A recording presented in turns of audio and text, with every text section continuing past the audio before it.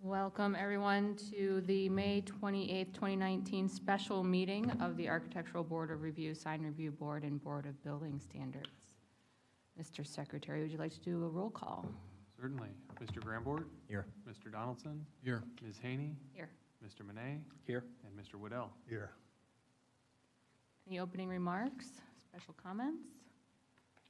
No, since it's a special meeting, we'll dispense with the opening remarks and get to our introductory slides. All right. Introduction from the city first or from the applicant? Yeah, thank you, Madam Chair. I want to just work us through, per usual, just where we are in the process. We are here tonight to request approval of the plan development for One Lakewood Place at the former hospital site. This slide just walks you through the critical milestones with the dates. So the project was introduced to City Council and referred to Planning Commission in July of 2018. Planning Commission reviewed the plan for preliminary approval. That was approved on December 6th. Planning Commission then approved the final plan development at its meeting on May 2nd. We're here tonight to review and seek a vote on the final PD plan to be in compliance with Chapter 115605 of the Plan Development Code. The Architectural Board of Review's purview under plan development is specifically that section, and that the project meets all the standards that are in that section. Following hopefully a favorable vote tonight, we will start our conversations with City Council on Monday of next week. So June 3rd will be our first conversation with Council, and then we'll be working towards an approval vote on July 1st. So about a month of meetings with Council. And then outside of this PowerPoint slide, the target that we're all working very hard towards is getting Carnegie out of the ground this year.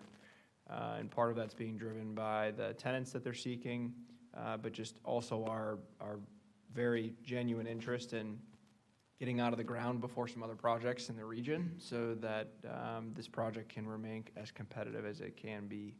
So that remains our general target.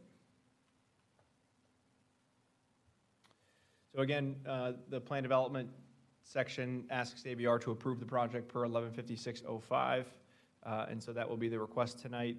And then we've outlined 4 major bullet points on what ABR will approve in the future.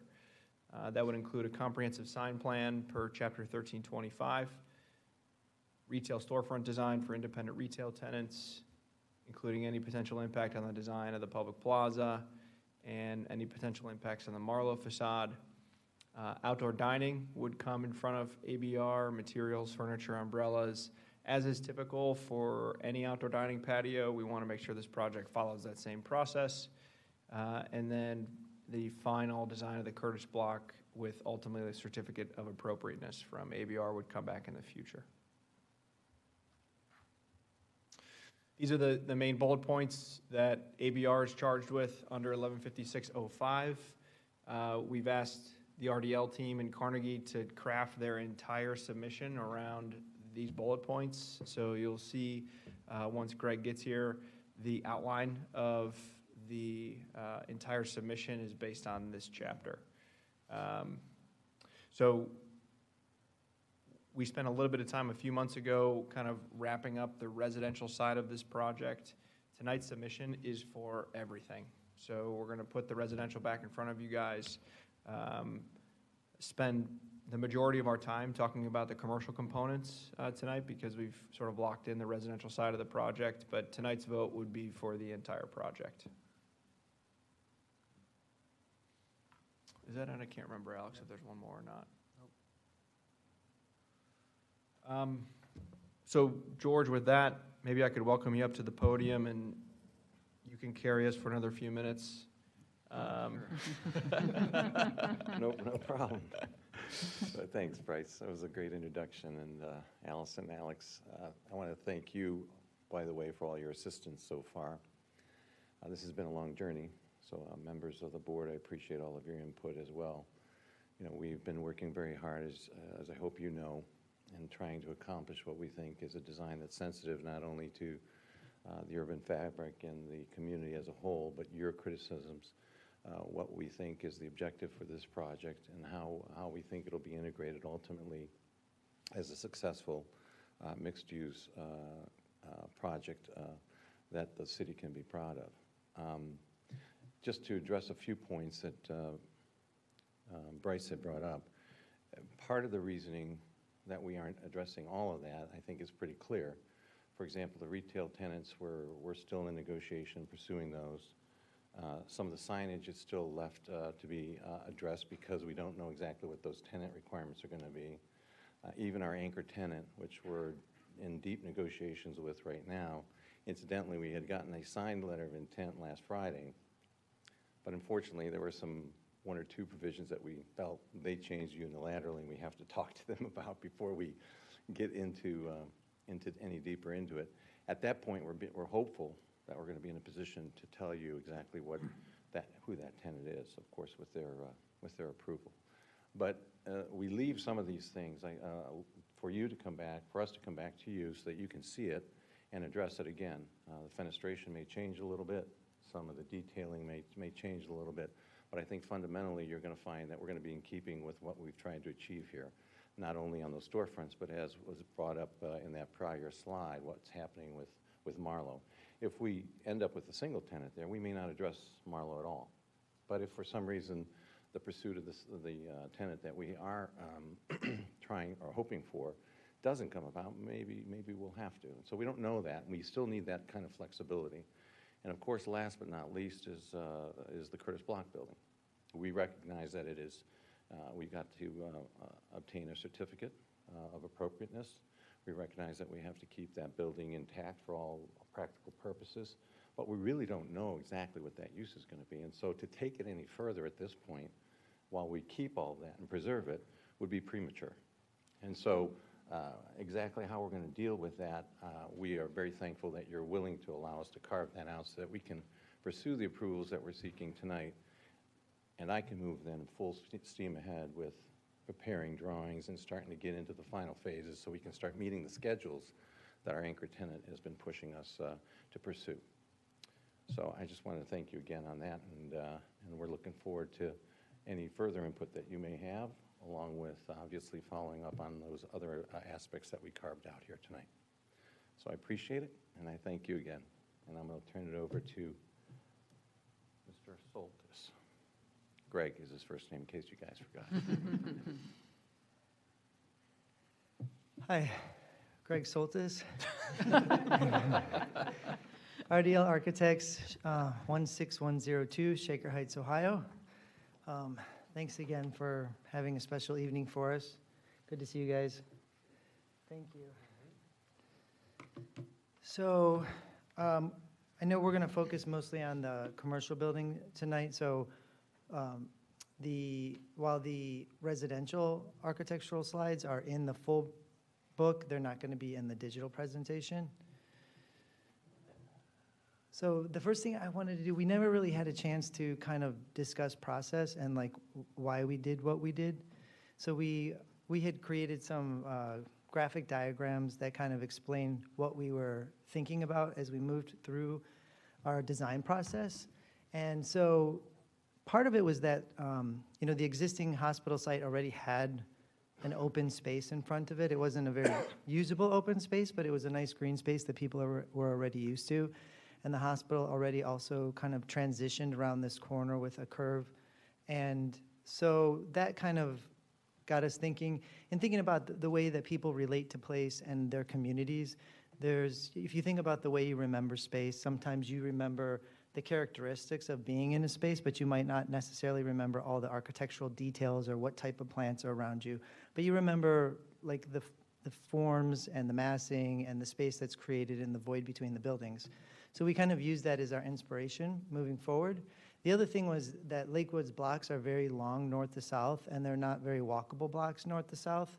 An ideal walkable block is 300 by 300, and the blocks are 300 feet wide approximately east to west. And so what we did is we divided the space up into thirds and thought about creating those cross-block connections, which we've discussed before. And that led us to the circulation on the site, which allows for vehicular and pedestrian connections at regular intervals at around 300 feet, moving north to south to create greater connectivity. So then we took that massing and we started to mold it to be sensitive to our neighbors, pushing in the sides of the apartment building, getting the counts that we needed with units by moving the apartment building up against the parking garage, pushing in the sides here to create openness for public amenity spaces, and pushing in the sides here to be more sensitive to the single-family houses nearby. And then we pushed this back, obviously, to keep that open space there, but expand upon it and make it something that's better. We were working with a lot of, well, the whole site, it's about 28 feet change in grade from there to here if you go diagonally across the site. But even here, it's about a 9-foot change from this point here up in the corner down to the corner here. And one thing I wanted to point out, because I'm going to come to it later, is that, this is the service bay of the hospital, so there's this big open space that was kind of the rear of the building facing Marlowe originally. So then, we created those accessible connections from the sidewalk up to what we intend to be the main entrance of the building. And then we also created a whole bunch of other ways to move through that space and be in that space. We added green space, added trees. And then, obviously we defined the uses, which we've gone over before, what the uses for each of these buildings are. And this would be the retail portion, 2 stories of retail on, facing this green. Then we split the building in 2 in order to create a connection from the front to the back to kind of almost bisect this block again, allowing for more permeability and better connectivity. And then thought about that, instead of it being an open space, using that as a winter garden so that this could be very 4-season type place. This large block also is suitable to large retail. This smaller block is much more suitable to small restaurants and small shops, thinking about the different types of tenants that our client is pursuing. And then we laid the commercial office building over the top. It looked like an L before, now it looks like this on the top there. And then what we did is we extruded up the corner, rounded the corner in homage kind of to the hospital building that was there already, and also give these, both this winter garden and the corner prominence. And then we end up where we are today. So this is the most current site plan that shows the plaza, the retail spaces in purple, the winter garden here with the pavers extending through, the parking in the center of the block, the brownstones in tangerine, the apartment building in orange, these public spaces that are meant for the residents that live there on the interior of the block, circulation through the block for garbage pickup, residents, and then walk-ups and townhouses on the rear of the block with a really nice paseo as a buffer between this development and the people or residents that live nearby. So skipping straight to the commercial office building, this is where we've arrived. And as we've been working together with you and with the residents, this has been a very collaborative process. It's kind of like, has been kind of like a charrette every time we come to see you. And we got the feeling from the residents that they feel very comfortable with nods to historic architectural styles that relate to existing architecture in Lakewood. And so we did that with the residential development, and again, here with the commercial office building and retail, we used a late 19th, early 20th century architecture, or industrial sort of architecture as inspiration for the retail portion of the building, kind of like almost as if you found something and it was turned into a retail space, like we mentioned last time, like Chelsea Market in New York. There's all kinds of great, and it's something that's very Cleveland, very Lakewood, very much part of who we are. And then the office portions on the top, after our discussion we had last time, we still wanted to be separated from the retail that's on the bottom. So it has, we've used glass in order to give it an updated 21st century feel, but extended the metal that's down at the bottom up to kind of use that industrial architectural language to frame the top 4 floors. The other thing that's happening here is the structure of the building is being expressed on the outside of the building. Some of those columns that are going, every other column that's going up on the front is actually a support column. And so the full grid that's inside is expressed on the outside. That grid also serves a purpose because in the current real estate climate, that's what we need in order to have a really functional Class A office space. So that offices can, be put in there, moved around, they could use the space how they need. So that all of that architecture is expressed on the outside. On the corner, we've wrapped the corner, and what we've done is we've added some of that industrial sort of detailing with the metal going up the building. We didn't extend the grid all the way around the building. We just let the corner have vertical elements define it. So what that does, it allows it to be its own thing, but it also ties it into the elements on the rest of the building. Then in the center where the winter garden is, that is just mirrored glass that comes from the sky down almost like a waterfall. We've used that reference a lot internally as we're discussing this. We have that element of the water that's in the plaza that goes from the winter garden out to the corner, touches the water wall that actually has water on it and the pop jets in the center of the plaza. So this water wall is figuratively expressed on the building. And then that glass where the winter garden, the box for the winter garden is completely transparent. So you can see through that. You can see the structure of what is actually holding that box up and supporting that glass. And you can also see in and see the retail shop. So this industrial type architecture that's on the bottom, turns the corner and extends into the winter garden. And it becomes almost like an arcade, which is another archetype that's very common in our city. So this is the elevation from Detroit. This is the elevation from Marlow. So we discussed the first 2 floors last time. So what we did is we took the same architecture that's on the front of the building and wrapped the corner. And then you can see in this too where we started to define the pedestrian bridge that connects the parking garage to the commercial office building and the retail. And we've used that industrially inspired architecture as supports for that, but then everything else is glass, whether it be spandrel glass that's reflective or clear glass that allows you to see in and the people that are crossing see out. The stair tower will be all glass, and that again is kind of reminiscent of what's going on with the winter garden in the front, and that all the structure inside you'll be able to see through the glass. This is the view from Bell Avenue. And again, we've done the same thing here, but you can see one of the things we did is we stepped back the drum at the top. We wrapped the metal around the corner there with the vertical elements, and then repeated what was going on in the front on the side here. And then this is a view of the back of the building, or the south facade. And again, it's almost, in some respects, a mirror image of what's happening on the front. On the bottom, though, we've detailed it a little bit differently. It's kind of hard to see here, but we have screening elements here that are these vertical, like blades? They would be anodized metal in the same bronze finish that screen this portion of the service here.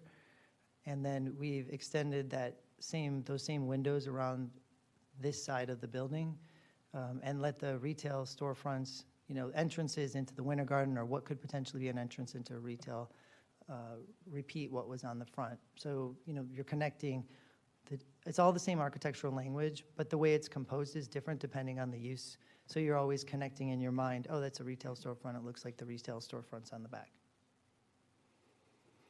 So these are some images that are 3-dimensional from the model that give you a good feel for how the massing works, the architecture, and how things are coming together. So this is an aerial looking southeast from over the intersection of Bell and Detroit.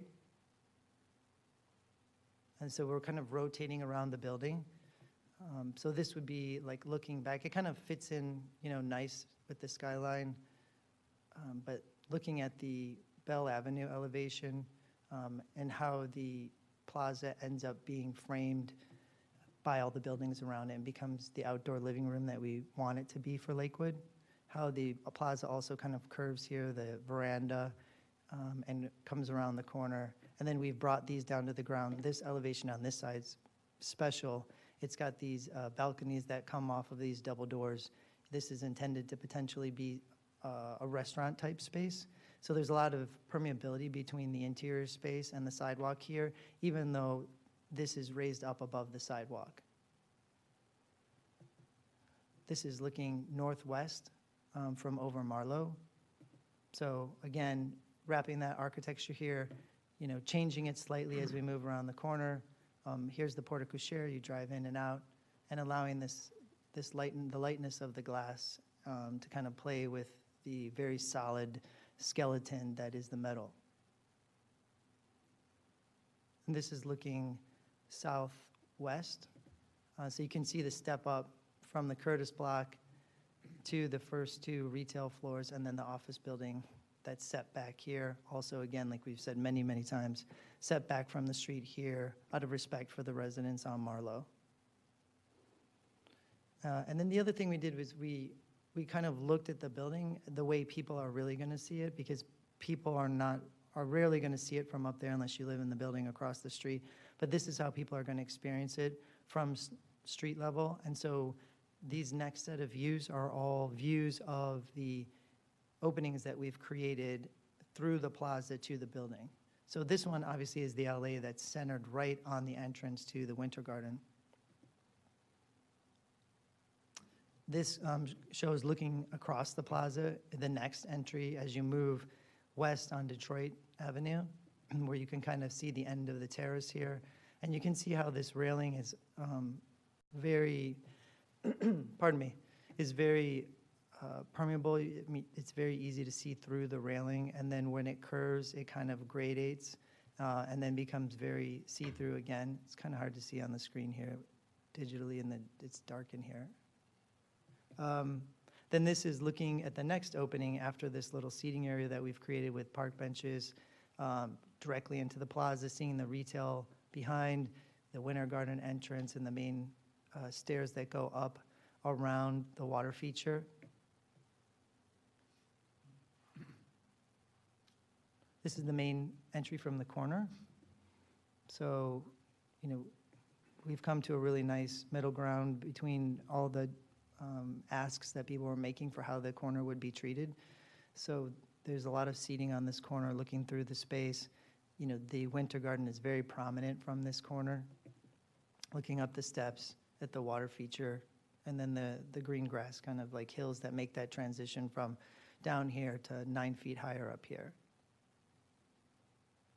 Wrapping the corner, this is looking at the next entry, on which kind of features this retail wall here, and then the Winter Garden and the steps that go up to the Winter Garden entry.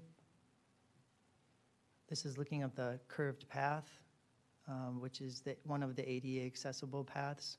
And we already went over how that played a large role in the shaping of the plaza and the ultimate design, because we wanted people in wheelchairs or elderly people to be able to access the Winter Garden without feeling like there was some special way just for them that no one else would take, like some zigzag ADA ramp. Bike parking. Again, from here you're looking at, the Winter Garden entrance is framed and flanked by the retail on both sides. If you're right across at the clinic, this is what you would see as you're looking across the street, and this entry that invites you again up that path or up these stairs up to the Winter Garden entry. And then this kind of just gives a pedestrian perspective from across the street, looking towards the open space in the front. And you can imagine, that grass that used to be here with the pine trees, and then rotating your head down the street and seeing it as it wraps the corner. And then you can start to see the screening on the garage here that we've created, which what we've done is we've created a simple architectural palette material-wise. We have 4 basic materials, really 3, but one, different versions of them. And then we've also taken that vertical blade element and we've used it in a lot of different ways on the building to help define things, to help screen things. So this shows some of the details. So this is, we've stepped back the top of the building a little bit in order to help create that cornice at the top. So this portion is pushed back about a foot, which allows for the play of light. These actually have the structure in them. So these would be metal wraps. I mean, unfortunately, the building's not going to be made out of metal, but we want to give that impression. So these are going to be wrapped with anodized aluminum. And then we have a space here because the next support is actually right here. So again, how we're expressing the structure on the outside of the building. These windows here would actually be pushed forward, and all of this would be a curtain wall system. This shows the Winter Garden entrance with those same blades that we were talking about. And what this does, this is facing north. We live in a climate where wind and rain often come from the north. While this isn't, you're not going to be able to sit in here or stand in here and be totally dry. Very often, this will make a nice transition through that when you're standing right in there and you look out this way, you're going to be able to see completely through there. It'll feel very open, but it still provides a nice sense of enclosure. We looked at this without these and with just the canopy, and it didn't feel right.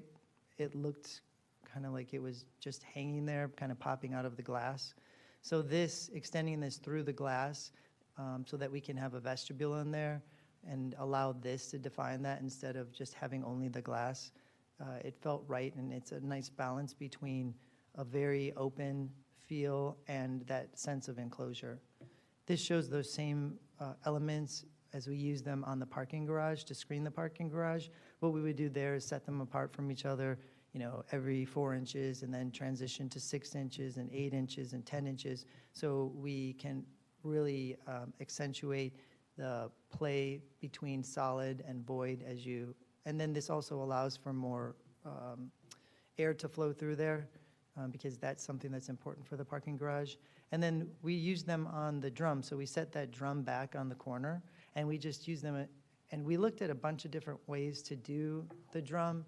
So here are mullions in the same pattern as the windows that extend up over the drum. We have here the same sort of visor type detail, a bigger visor detail, and then just butt joint glass. And this just felt like a very elegant solution that tied the top down to what was going down, what was happening down on the ground.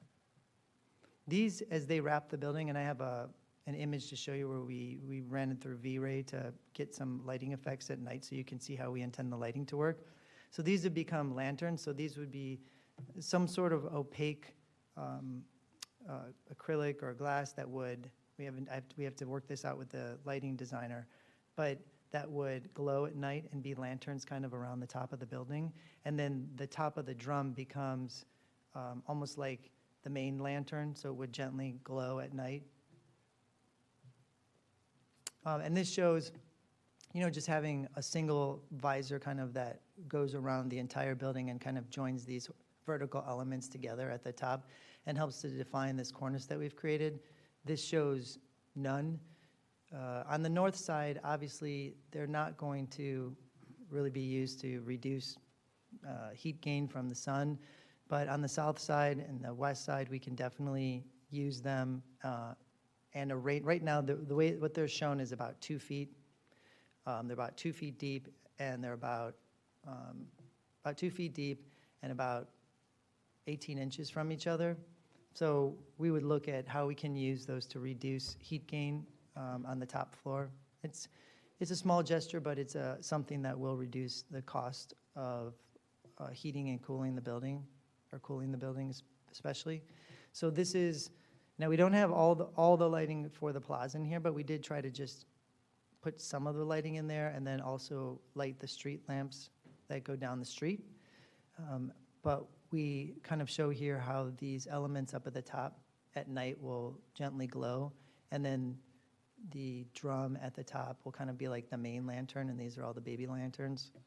And then how the light works in the office, we have it kind of set really low so that it would be, in the evening, maybe the lights are on because there's a celebration or something, but they're not on full blast. And then this glass here is going to be much more transparent, and there'll be some big lighting element in here, so this really does glow at night and becomes the focal point that your eye goes to, especially when you're anywhere near the ground on the sidewalk. And then we programmed it to have some light coming from the retail as well. So this is an elevation of the garage that shows how those screening elements. Now, no one's going to ever see the garage really like this. You might see this in small snippets if you're inside the building and you're looking out your window. You might see this direct on, but you'll never see this full elevation like this. So really, what it feels like is really more, let's see if we had it from up here.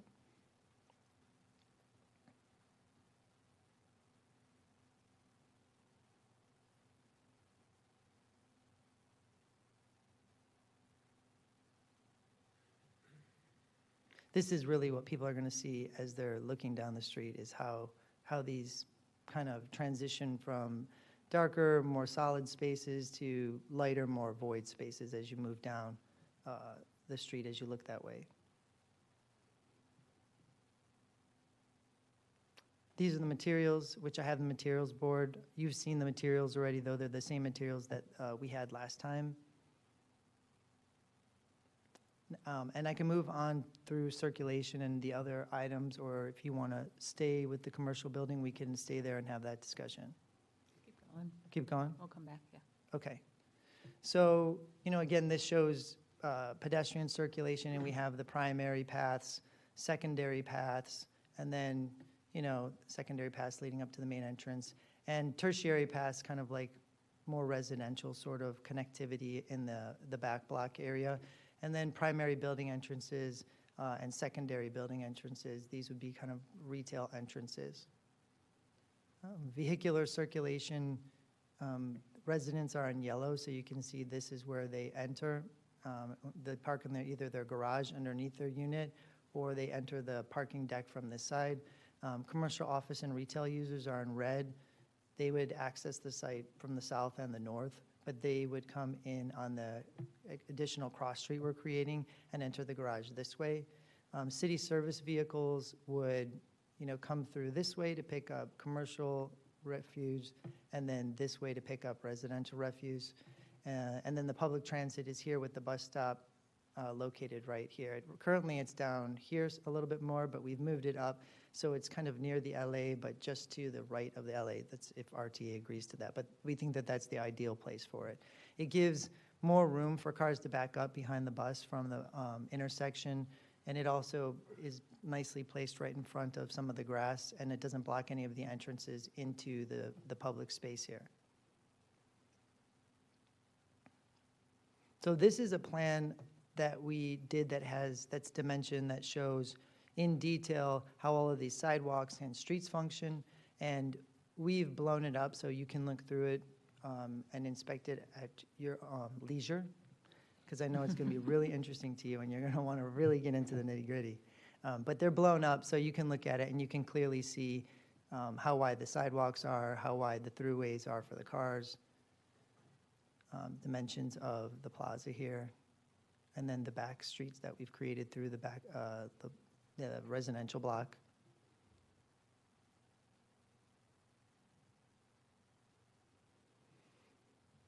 And so this again shows typical street sections that show what we've done with the sidewalk. We've also discussed this with you before. It really hasn't changed since the beginning, but the intention is to create a really pleasant sidewalk experience as you transition from Detroit Avenue to a purely like single-family residential sidewalk down here.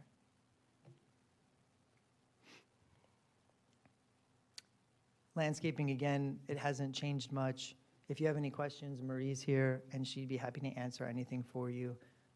But I think I'd be correct, Marie, if I said that the general intention is to have landscaping that is nice looking in all 4 seasons. So you can see here are the public spaces for the residents. This is the detail of the paseo at the southern end of the block. And then these are kind of like typical street plantings in front of the walk-ups and townhouses. This is Bell Avenue next to the retail portion. This is the veranda right here. And then this is the Marlowe Avenue plan in front of the retail section. And then what we've done also is we've shown the streetscape with dimensions in sections, so you can see those as well. What we've done, we've created a lot of traffic calming devices by creating bump outs, pedestrian bump outs, so pedestrians are further in towards crossing the street, but still safe before they cross the street, you know, allowing the parked cars on the street there, which also are a traffic calming device. So this shows, you know, this right here is like where the brownstone liner units are, shows those English basement units. And then these are the walk-ups, and then the townhouses. And there's those 3 conditions because we pushed that back to transition into the single-family houses. So this is the most current illustrative site plan of the plaza. And what we've done is simplified that for this particular presentation and this point in the process to create basically a diagram that says where things will be. And you know, this was important because it was important for the client to be able to show this to potential tenants and let them know, yes, this is going to be here in some way, shape, or form. And again, that's the rendering of the plaza.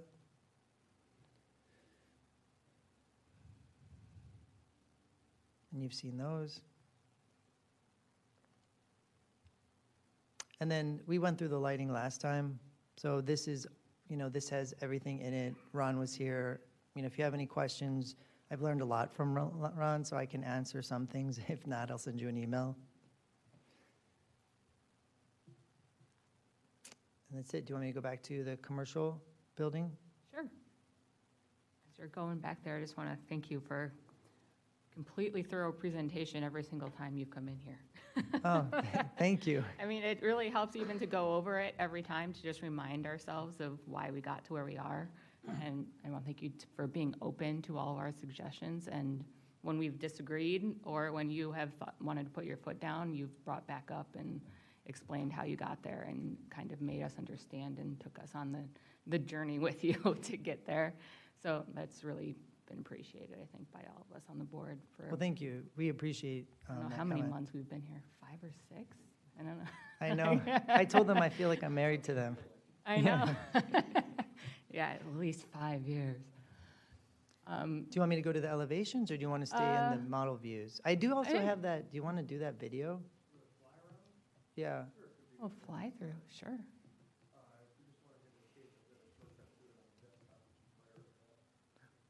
You know, we thought we'd do something special for the last one. Does it have music? No, I can Dang. sing to you. We're going to defer till we get the music. I know. Come back with music. But one of the things, when we get down on the ground plane here, that we really wanted to illustrate is how the play that we're trying to create in that railing system, because I know that's been something that we've all been going back and forth on, but we do feel really strongly about that element.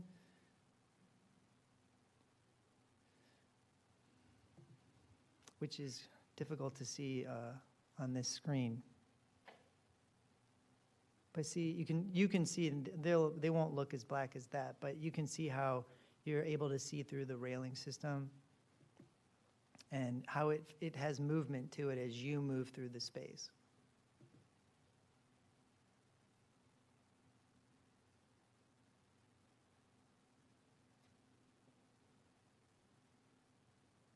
You guys need to get an HD TV in here.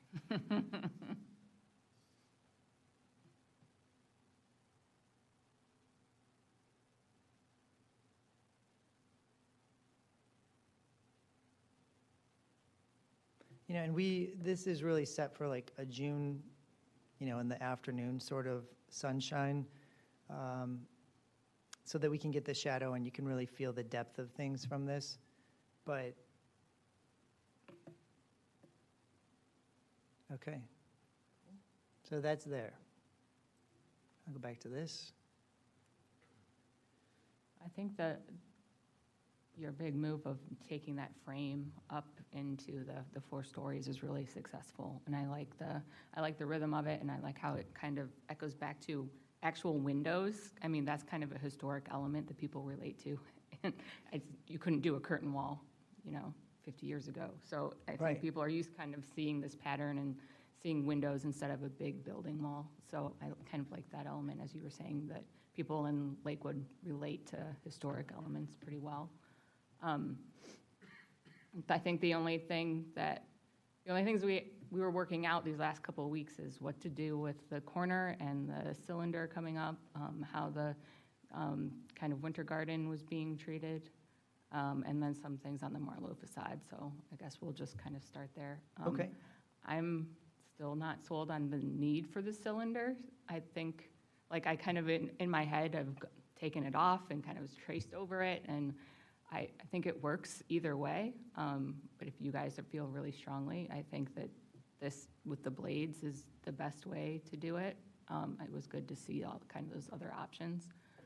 I'm wondering if it relates to the plan at all, and if there's opportunity to make it relate to the plan, like have it be a lantern inside too, and you have kind of a taller space in there and Well, okay, so get you light bring in there. up a good point. Well, I mean, it would make a really great conference room or, Right. especially on that top floor. And so that's up to the tenant. Mm-hmm. But the other thing is we had started talking about programming the plaza, and one of the ideas that we were bouncing around is like a winter solstice sort of event that is a counterpoint to the summer solstice event. And, you know, lanterns are a big part of that. Mm-hmm. And so it's kind of nice how there's these lanterns at the top that are there all year. And then this, like the big lantern that has a really nice soft glow. And maybe on this winter solstice, it glows a little brighter, or it glows in blue or something. You know, those types of things. And we've Mhm. always been very thoughtful about the way the building interacts with the environment. And we almost kind of design the building from the sidewalks and the public space in to a large Mhm. degree, because we want it to feel great to be there, right? So that's one of those elements in the design that can interact with the community. Mm-hmm. It was good to see it at night. We haven't really talked about the building lighting itself. We talked a lot about the plaza and everything around it. But it looks really nice at night, even with those smaller lanterns, the baby lanterns, as you called them, all around. That's a really nice element then. But during the day, if that can be open to below, you have a large space at the top that, you know, is a much taller ceiling, and you can get light in from above, like not a skylight, but, you know, a lantern. I know George would like that. Yeah, that's his office, yeah. I don't know, I'm interested in what the board has to say about that element before we kind of move on to others. Honestly, nobody? since you brought it up, Yeah. I've always thought that was kind of your gesture at screening some type of equipment. So seeing it pushed back or treated differently, or how you've been talking about it, Amy, it has a lot of opportunity. It's not screening equipment? Okay, just making sure. I thought it was a screen as well. Mhm. All the mechanicals are really much more centralized inside in the Mhm. interior portion of the rectangle. That's a really cool shirt, Brian. It's got like a sheen to it. Make sure that's in the minutes. Sorry, sometimes the filter's gone. I think this is the most successful of that corner piece. I was kind of agreeing with Amy that it was talked about as like another really, you know, selling corner point element. It's a feature of the building, although I always kind of feel, well, you have the winter garden, you have the plaza. I think when the tenants are coming in, where you going? You're going to One Lakewood Place. It's where the plaza is. I think that's really the point. That's the big thing for this whole development. So another one on the list I wasn't always sold on, but I think now that we've this version with some more detail. It started to have that importance, like we talked about originally. I think it felt a little plain, a little flat compared to all the other nice details you guys were getting into the rest of the building. So I think it's brought it up to par, and it fits in much better this time. Thank you. And I think, maybe with the night rendering, just you're talking about the lantern and stuff, you almost did the reverse in the lighting. It was the dark element on your glowed the rest of it. Maybe that's the one that glows at night, where it is this really nice feature, especially with the little mini lanterns going across the top. It almost felt kind of like a little more contemporary Art Deco-y kind of detail, which I'm always a fan of. And it's kind of nice. It brings it together that way. And even with the rest of the detailing, on the outside, the facade treatment up above, kind of, that Art Deco, kind of a contemporary Art Deco feel in a way. So, you got to glow the corner, make the rest of the building darker. I think it also get Ron helps on it. from the hierarchy, that it doesn't feel like it's competing anymore with the Winter Garden. Feels like a step back, and it's a different element. Appreciate the studies that you put in here too, because I know that we were trying to go back and forth and trying to figure out what was actually the best response. So I appreciate you taking time to look at the studies and to present those as well, just so you can help us understand where you got to. I also appreciate the detail that you have with the glass plane being recessed ever so slightly. I think that's a nice gesture. The only thing I might just comment on is it feels like the horizontal and verticals maybe for the box are a little bit too heavy, but I think that overall, I think it's in the right direction. Everything seems like it's starting to gel. Thank you. Getting rid of the dog leg that's on the Marlowe side was the right move too. Yeah. It definitely does clean up what you're doing here. It doesn't compete with the rest of the composition. Feels like you were struggling with that, so applaud you and your team with making the hard choices to edit this back. Well, thanks for giving us credit for it, but it really was like a square foot issue. You don't have to admit it. Yeah. You don't have to. I'm just kidding.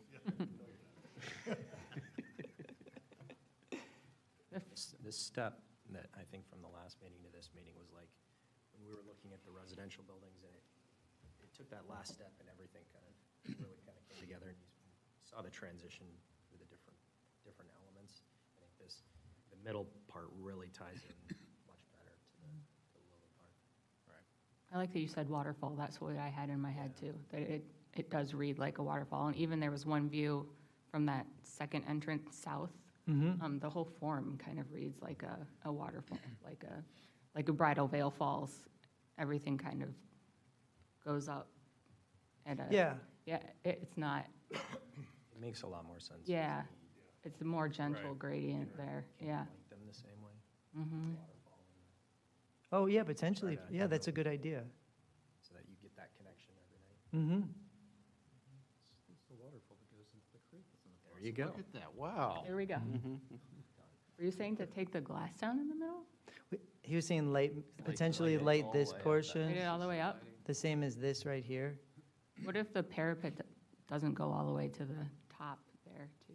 It kind of comes down. Oh, here? We looked at that, You did? yeah. Sometimes you want to put I don't like, know.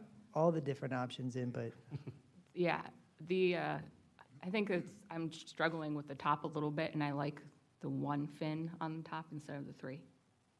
So I think, like in my head, I just want to make the top a little bit lighter than it's reading right now. And I think and if it doesn't prove to be a good solar shield element, that's an option. But we kind of felt strong with the three because we have thirds everywhere. There's like, even when you look at the front, there's like basically, it's almost divided into thirds, thirds, thirds. So that those thirds, and the blocks are divided into thirds. It's kind of this hidden geometry that's all throughout the building that gives it a really nice, it makes everything kind of feel more cohesive.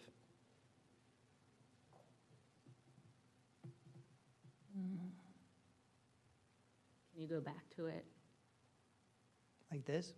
Or go to the 3D? No, the one where it showed just you had one, Oh, the one that has The the one, right. options? yeah.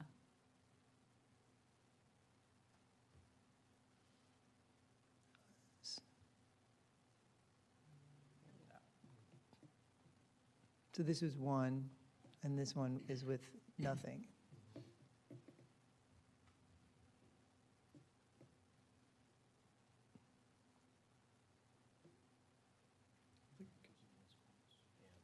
It emulates what's going on down below the two-story building. I think that with the one, it makes it look like a little taller. It like just kind of floats up, and instead of it being like a little squatter. With the three. You know, with when you're down on the ground, they're gonna kind of read like one they will, yeah. anyways. Mhm. But the other thing is, you know, it'll be a little bit of a thicker line that kind of relates to these lines, but is different up at the top. So it's distinctive in this portion of the building. And then it creates a greater contrast between the waterfall and what's happening on these planes of the facade.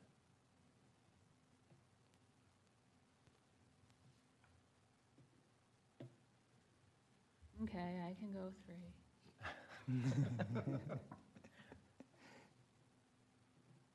So the bottom of the winter waterfall, the entrance to the winter garden,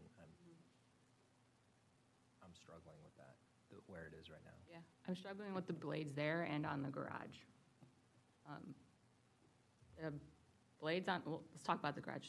I think that's just too much, and especially because the only angle that you can really see it from, you don't ever look at it like straight on, really. You're really only looking at it from an angle. So it looks a lot more solid, I think, than like the railings in the park do. Which is true, but so if you're walking down the street, right, and you're looking, you're looking up, it's gonna seem open.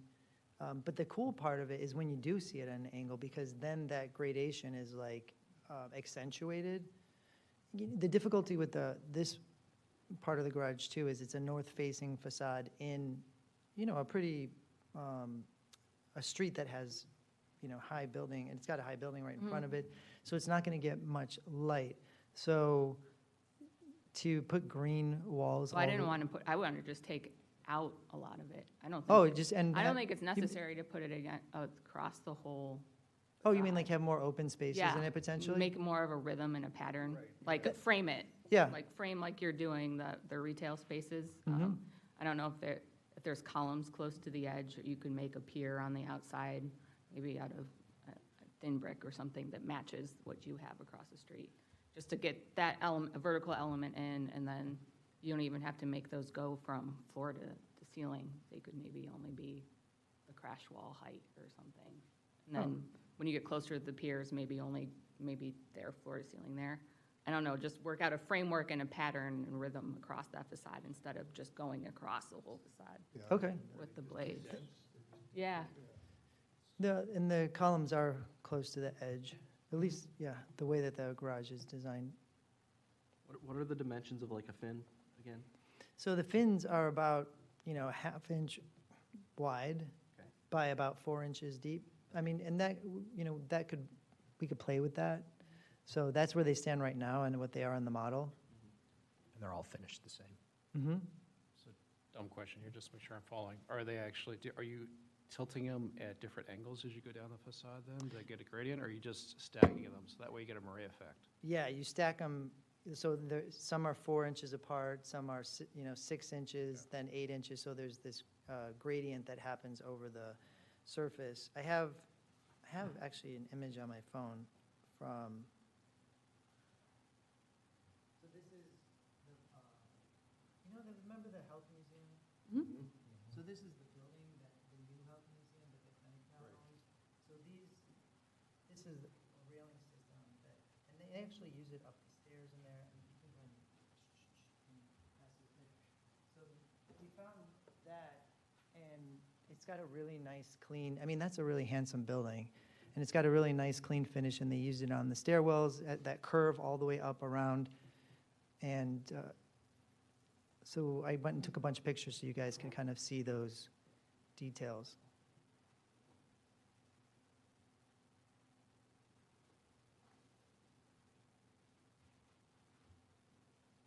I think just for that length, it's a little too much and going all the way up every story. I don't even know if you need it as you get closer to the center of the block and you're getting close to that bridge. like, just give it a little more room to breathe. And we discussed leaving more open spaces Yeah. potentially, or playing with them in a different way. Mm-hmm. We kind of like the idea, though, of like using this common element throughout the site that ties everything together. Mhm. And you've noticed too, like on the side, we've even used some of the elements from the brownstones on the retail facade to have that interplay between those buildings as well, that relationship.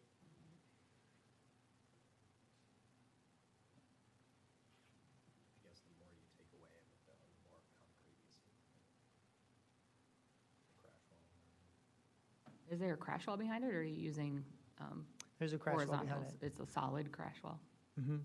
There's an opening there, so you can see, you can see, Oh, I see it. I was looking at the next one down. I thought I was. right, and so then this Okay. is solid. Mm-hmm. So this portion of it's kind of solid. Is that like a tornado? Tornado, yeah. Just to make this a little more interesting. Severe thunderstorm warning. Oh, yeah. Yeah, it should be.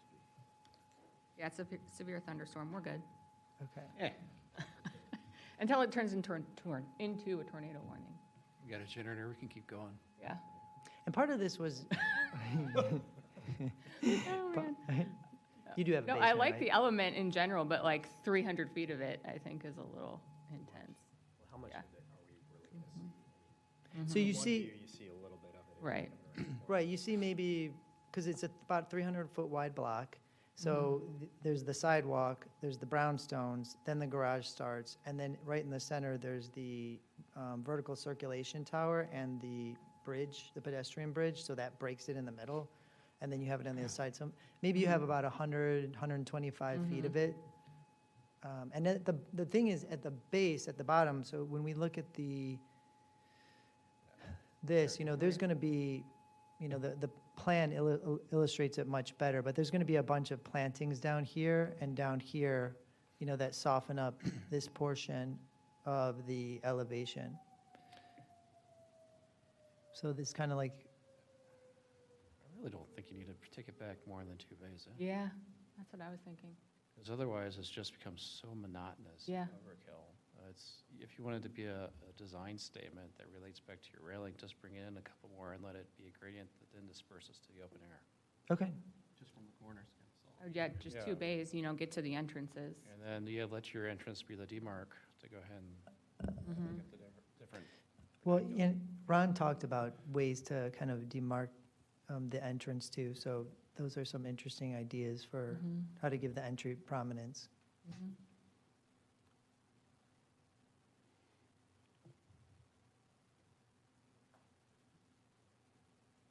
I like a simple garage after that, then, once you turn the corner, you're not gonna really get to see it unless you're driving there and looking straight up or walking through that alley and looking right at it. I think those 2 bays get you far enough in that, I think it's very pedestrian scale almost. Since it is so dense, I think kind of thinking of it as Yeah. a car scale or that further farther away, even though, yeah, you're not going to see it much. I think that the idea is there, but just too much.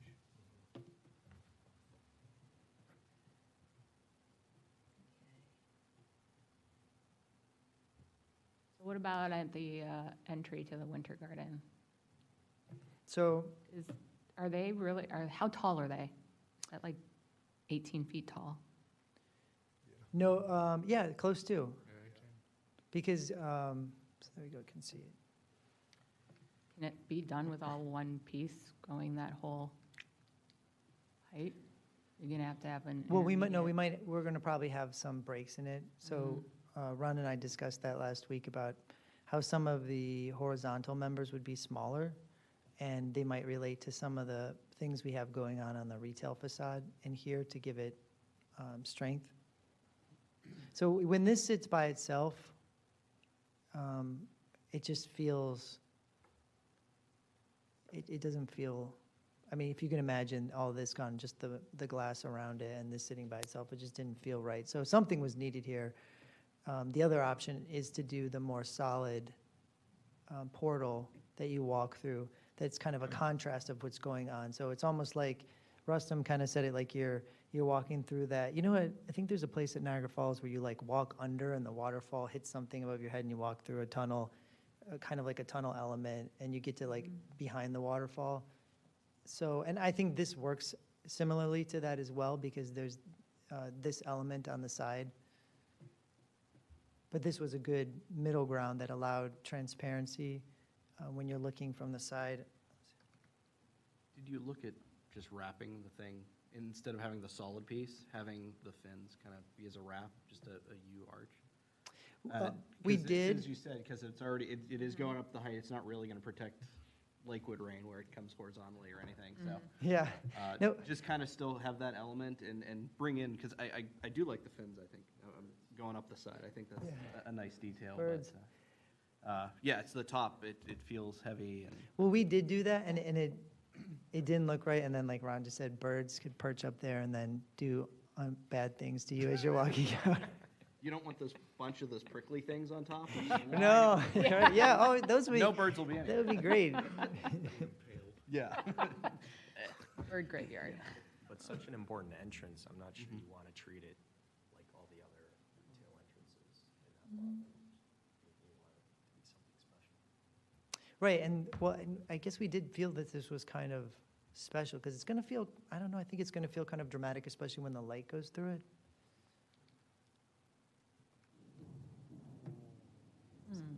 Maybe the issue here is that it's such a strong element, and you're replicating what's on the storefronts that's engaged with the rest of the masses. Mm-hmm. And maybe this is something where it wants to be lighter and disengaged, because right now it's competing a lot with the void form of the Winter Garden. Well, one of the things we also discussed, which is along these lines, is, they don't have to be 4 inches apart. They could be 8 inches, they could be a foot apart. We could find a nice rhythm of them that allows for more transparency, but still provides a sense of enclosure, so that they feel that this feels lighter and more see-through. The other thing is there's going to be a vestibule in there, right? And so vestibules Internally. Internally, yeah. So they're not always the most, I mean, they can be attractive, but they're not, they oftentimes feel like attached.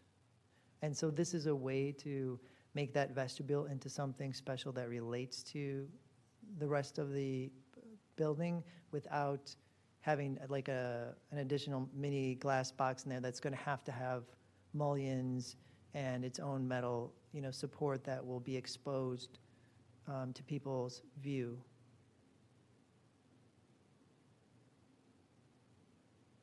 So that's why we chose this out of all the different options we looked at. And because we have that room to play here with the spacing with these elements.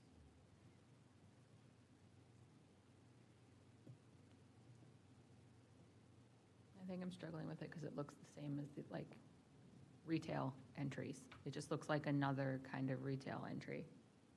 Well, the other thing that we can do to set it apart is, we could put this down here, and we had done that before. It didn't look right when it was the full solid portal. Yeah, make it a different height, more. Yeah, there's room to play with this.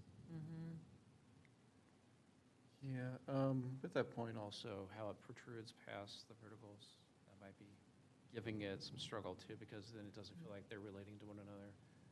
Maybe the other opportunity there would be considering the material. I know that we have dark bronze everywhere, but if this is that lighter piece, maybe it wants to look at going to something else that has more of a refined, polished finish on it that emulates what you're doing with the refinement of the box itself. That might then help, because it feels heavy, which is contrasting once again. It's creating a tension with the box. So maybe if the material could actually be reviewed, play around with how that all works. It's one of those things where you've detailed what's going on at the top so well, it just feels like this just needs that level of detail. You should be there. Okay.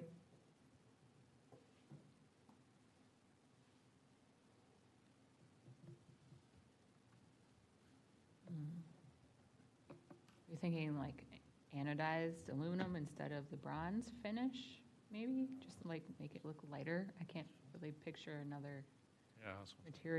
Could it just be glass? Yeah, that's what I was thinking too, but glass is so, class. Bird poopy, too. Yeah, it protects you from the bird food.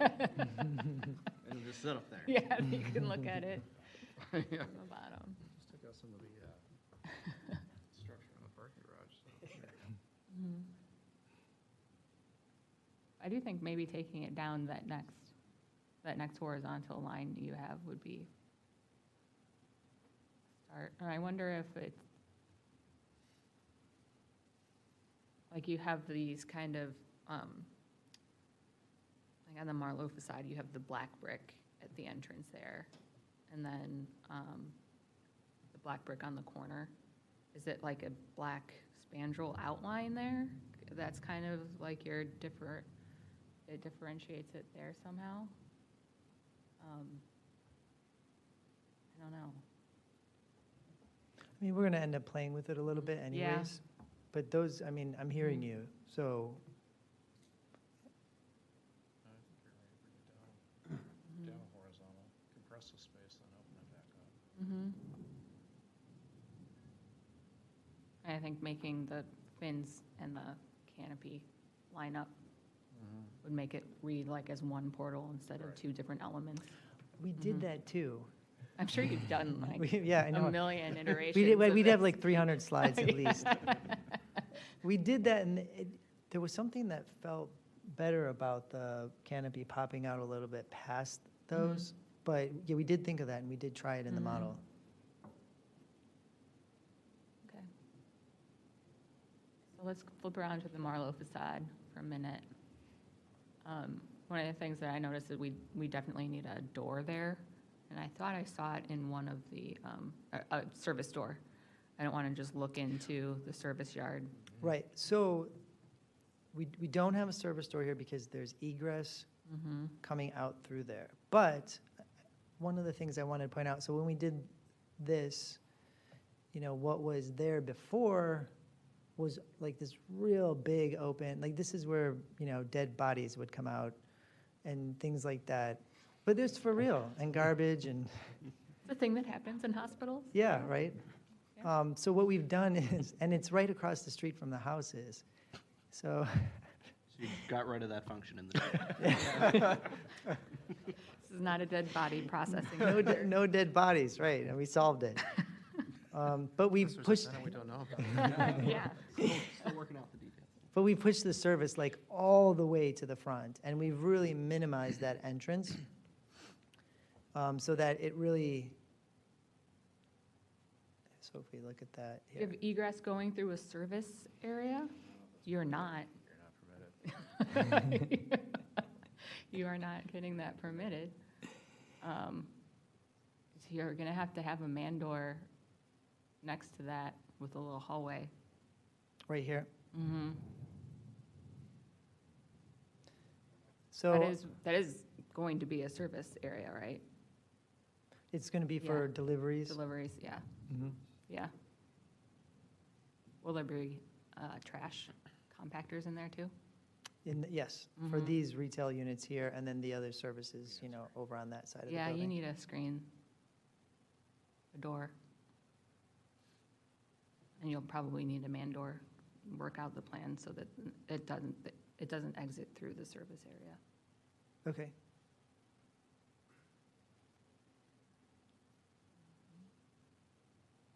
And then this area, you'll be coming back as soon as you figure out, or as soon as the tenant figures out what they're doing here, and if there's going to be an entrance there, or Right. this is just kind of a secondary facade. Mhm. Right now, we just are showing it as a secondary facade, but Mm-hmm. if they do want an entrance there, we can put one there. That's about where the existing ground plane meets where the building, the floor of the building is, the first floor.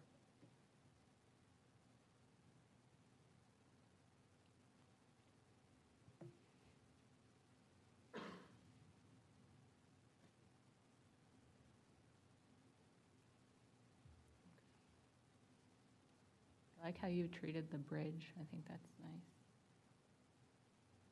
I think previously, we'd seen just kind of a glass box. I like the framing of it and making it look more structural. Yeah, it feels solid but light at the same time.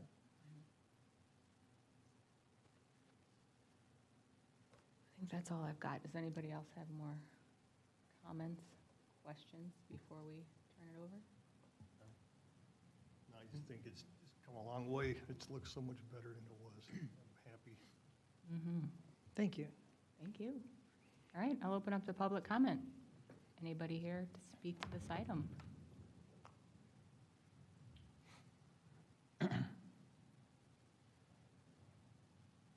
Everybody afraid of the storm?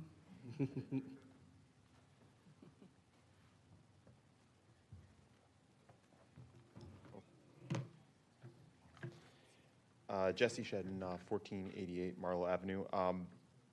No real comments on the building, other than to just kind of reiterate what we've said is it's where it's come from the beginning and the progress we've made. And, you know, I can say that I'm really happy with not only the commercial end, but the residential end as well. And really looking forward to seeing what this will be at completion.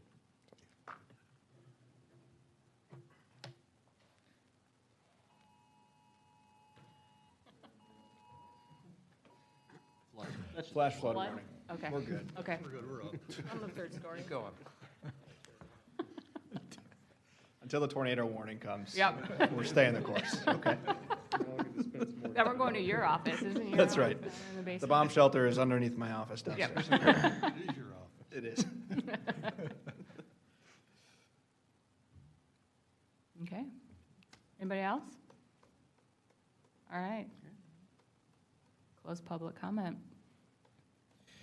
So, Madam Chair, real quick, I wanted to spend just one moment going through the public plaza details. I don't know who has the mouse. Thanks, Alex. Yep. Thanks for all your input to get us to where we are right now with the plaza. I just wanted to talk through this slide with everybody. You missed it.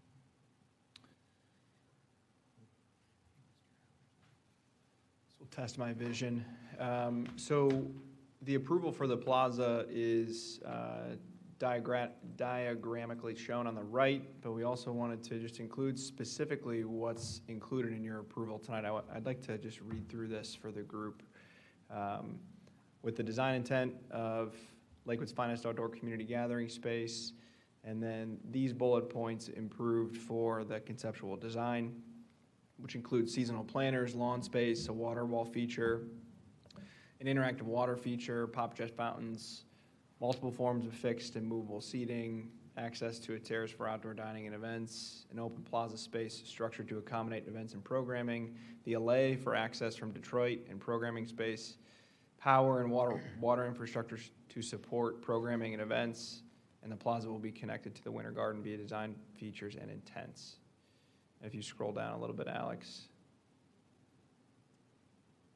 At a later date, these are the items that would come back to ABR. Final selection of materials, pavers, railings, seating, location and design of lights, design and types of seating, final design of the water wall, final design of the interactive fountain, a landscaping plan specifically for the plaza, public art location and design, bike rack design and placement, street furniture design and placement, benches, trash cans, etc. I think what RDL and Carnegie have done a really nice job of is give us the flavor of that through the renderings that we've seen. So you can expect to see that being sort of how they're going to proceed, but those things will come in the future. And then other items that will be reviewed at a future date, which we've talked about a couple times tonight, is the design of the outdoor dining terrace, furniture, and other design elements related to if there's any outdoor dining spaces per the design guidelines, and any retail storefront modifications which vary from the design that you've seen tonight. As individual tenants come in and those modifications come in, ABR would review those in the future. Okay. How do I craft this motion then? Well, this particular version is in the plan set that you would stamp. So this is in the, consider Gotcha. this as a part of the plan. We don't have to repeat any of that. I Okay. just wanted to make sure we read through that for you guys tonight. And then, Madam Chair, and the rest of the board, I would say this is your 89-page document Gotcha. to consider approving. And then if there are conditions, we've talked about some of Yep. them. I've been taking notes. I know Alex and Allison have as well, that you'd like to add as conditions. you should state those on the record. And then I would include the one slide, Alex, if you could go back to our PowerPoint. We just discussed a couple of Those them. 4 conditions, I think. Yes. Yep, okay. So in addition to any of the points that you'd come up with, we'd recommend that those 4 bullet points be attached as well. Okay. So I will make a motion to approve the final PD plan for One Lakewood Place, with the following conditions. That the blade screening on the garage would only wrap the corner 2 bays on each side. That a man door and service door or screen would be included on the Marlowe elevation. And some further detailing on the winter garden entry to be made mainly to make it appear lighter and different from a retail entry. And the following conditions would be elements to be approved later, submitted at a later date. Those would be any signage, the retail storefront design for the independent retail tenants, including any potential impact on the design of the public plaza, and potential impacts on the Marlowe facade as programming may change. Any outdoor dining, if applicable, including materials, furniture, and umbrellas, and the final design of the Curtis block with a certificate of appropriateness from ABR.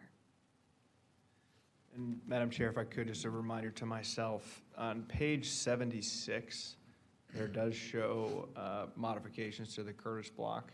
Those are not included in design approval tonight. So it's clear here, but just on page 76, let the record reflect that that design is not being approved tonight. It's just meant to show the design of the rendered public plaza space. Thank you. Do I have a second on all of that? Second. All in favor? Aye. Aye. Any opposed? No. Thank you. The motion passes 5-0. Let's give you guys a hand. How about that?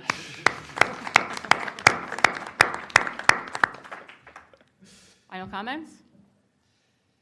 I need to say thank you to ABR. I'm forever in your debt. In all seriousness, we've asked you to schedule, I think this is our 4th special meeting, maybe 5th at this point, with some pressure that ABR has had on other big projects that are happening, in addition to all the other stuff that goes on in our city, the front porches, the retail storefronts.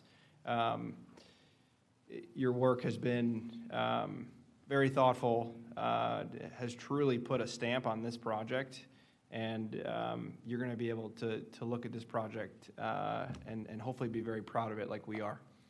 So just wanted to say thanks for your leadership and for your time. Now you can turn it over to us and the Carnegie team to figure out how to build this thing.